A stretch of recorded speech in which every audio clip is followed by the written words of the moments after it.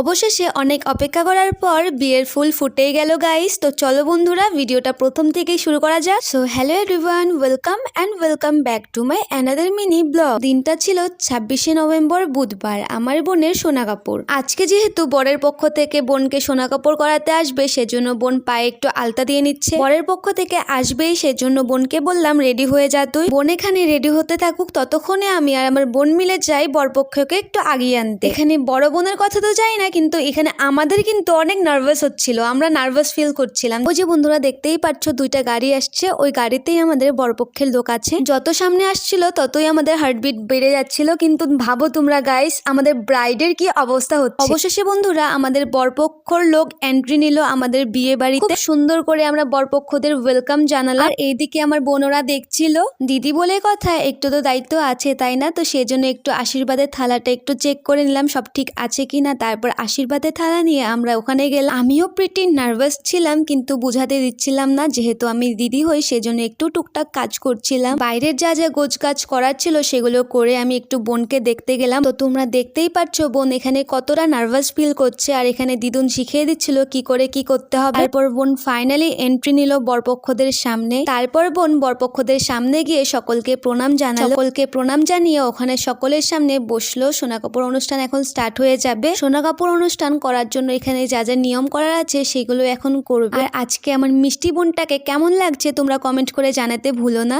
তারপর আমাদের বরপক্ষের দাদু সোনা কাপড় অনুষ্ঠান শুরু করে দিল। সোনা কাপড় করার জন্য বোনকে যা যা নিয়ম বলছিল সেগুলোই বোন সুন্দর করে করছিল মন দিয়ে। সোনা কাপড়ের মেন যেটা নিয়ম আছে সেটা 1 টাকা খুচরো 1 টাকা দিয়ে কপালের মধ্যে সিঁদুরে ফোঁটা দিয়ে লাগিয়ে দেওয়ার, সেটাই করে দিল ফাইনাল। আমি তো কারেক্ট কি বলতে হয় সেটা জানি না, সেজন্য এভাবেই মানে যা দেখলাম সেভাবেই বলে দিলাম। সোনা কাপড় কমপ্লিট হওয়ার পর তারপর এক এক করে আশীর্বাদ করছিল বোনকে। আর তোমরা যারা বড়রা আমার ব্লগ দেখছো তারাও আমার বোনকে আশীর্বাদ করে দিও যেন সুখে সংসার করতে পারে। বরপক্ষদের আশীর্বাদ করার পর আমার বাবা এদিকে আশীর্বাদ দিচ্ছিল বোনকে। তারপর আমার মেসো মাসি আশীর্বাদ করলো, মানে বোনের মা এবং বাবা। আজকের থেকে তো বোন হাফ ওদেরই হয়ে গেল, সেজন্য আমাদের সকলের মনটা একটু একটু খারাপ ছিল। যাই হোক, মন খারাপকে সাইডে রেখে বোনকে বসিয়ে দিলাম বরপক্ষদের সামনে একটু কথাবার্তা বলার জন্য। কথাবার্তা কমপ্লিট হওয়ার পর ওই ফটো সেশন স্টার্ট হয়ে গেল। যেহেতু অনেকটা লেট হয়ে গেছিল সেহেতু আমরা বরপক্ষদের বসিয়ে দিলাম লাঞ্চ করার জন্য।